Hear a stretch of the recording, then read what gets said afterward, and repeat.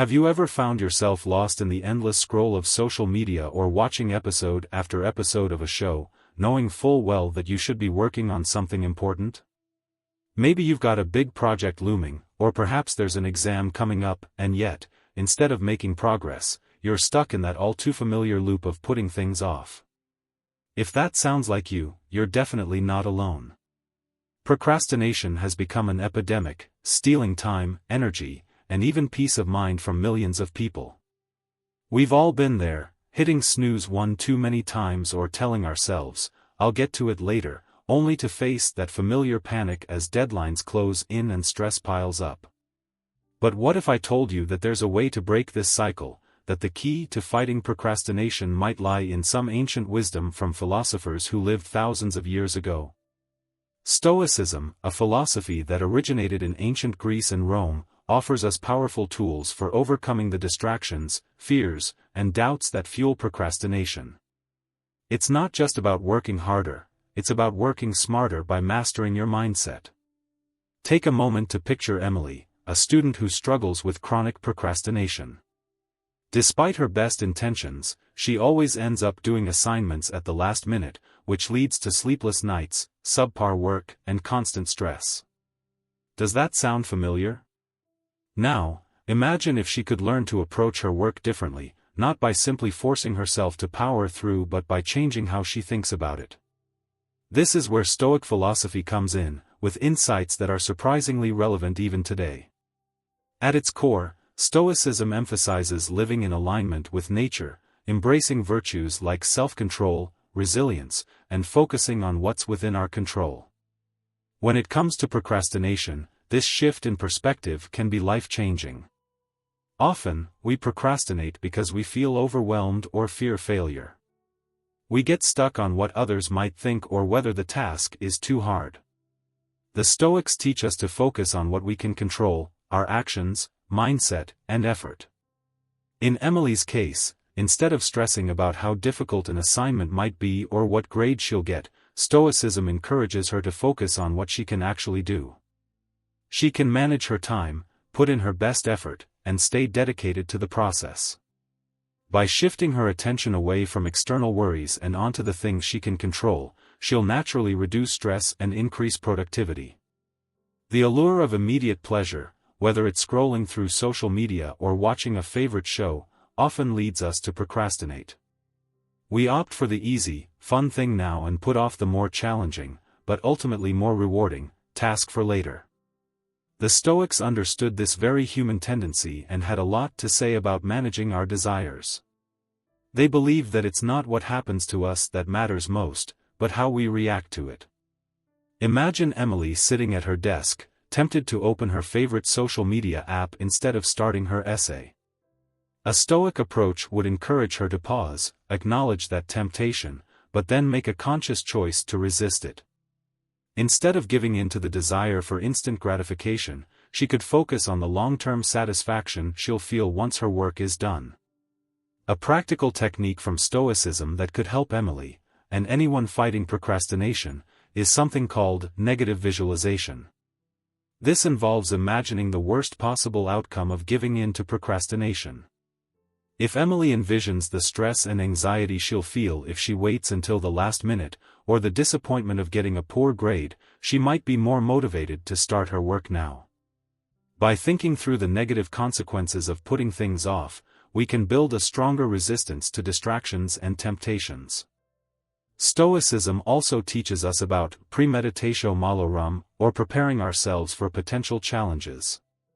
By acknowledging that difficult tasks, like writing an essay, are inherently uncomfortable but temporary, we can mentally prepare for those challenges and face them with greater resilience. For Emily, knowing that discomfort is part of the process can help her approach her work with a sense of calm and focus, instead of dread.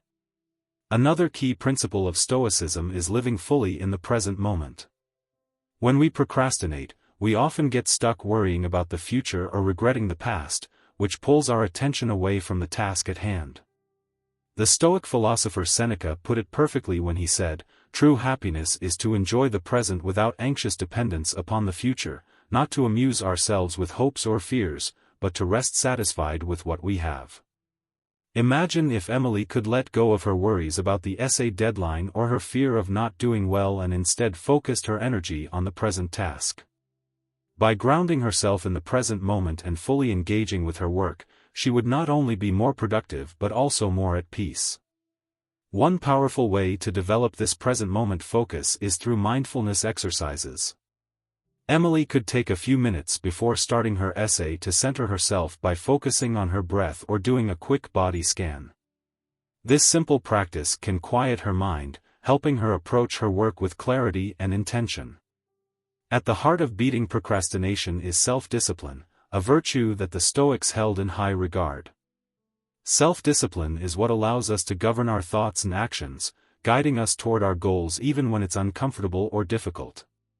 As Epictetus, a famous Stoic philosopher, once said, "No great thing is created suddenly, any more than a bunch of grapes or a figure. If you tell me that you desire a fig, I answer you that there must be time.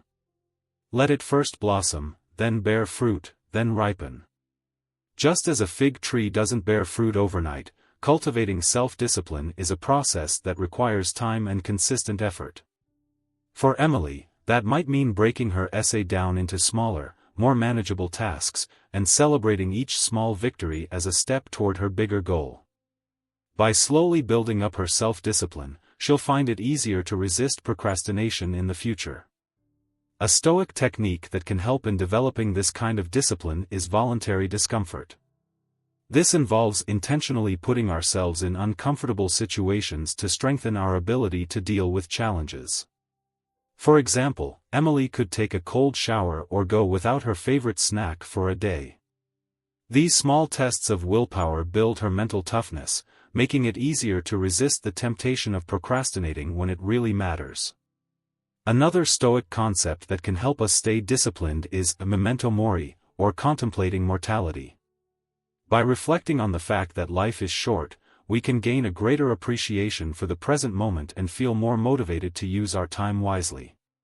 For Emily, this might mean reminding herself that her time as a student is fleeting and that she should make the most of every opportunity instead of wasting time on distractions.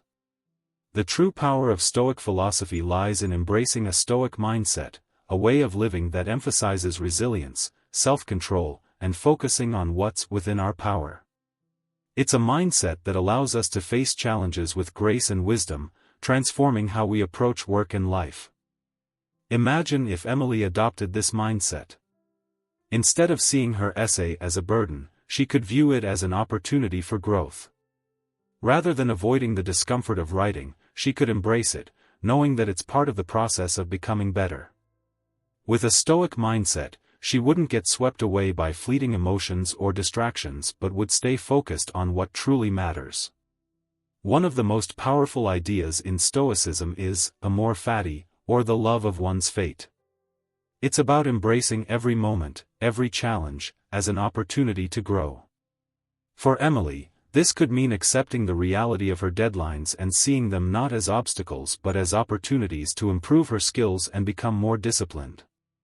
By practicing equanimity, the ability to stay calm and balanced no matter what happens, Emily could approach her tasks with steady focus, even when things don't go as planned. This is one of the Stoic virtues that help us avoid getting derailed by procrastination and distractions. In the end, the Stoics understood that true freedom comes from mastering our own minds. By embracing Stoic principles, we can break free from the grip of procrastination and unlock our potential to live more productive, fulfilling lives. Whether it's tackling a daunting project or simply managing our time better, Stoicism offers timeless wisdom that can help us stay focused, resilient, and in control of our actions. Now, if you found this exploration of Stoicism and procrastination insightful or helpful, don't forget to hit the like button, subscribe for more content like this, and drop a comment below.